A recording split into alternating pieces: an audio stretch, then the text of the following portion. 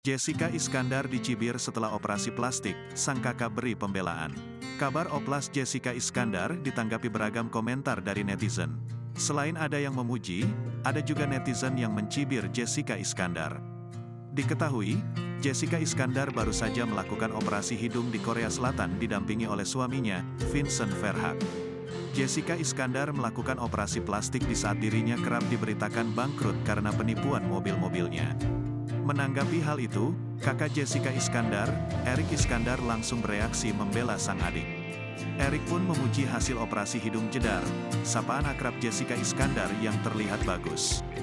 "Cuma saya bilang sama dia, ya lo harus syukuri, bagus jadinya sih, nggak jelek," kata Erik Iskandar, dikutip dari YouTube Cumi Cumi, Rabu, tanggal 19 April tahun 2023.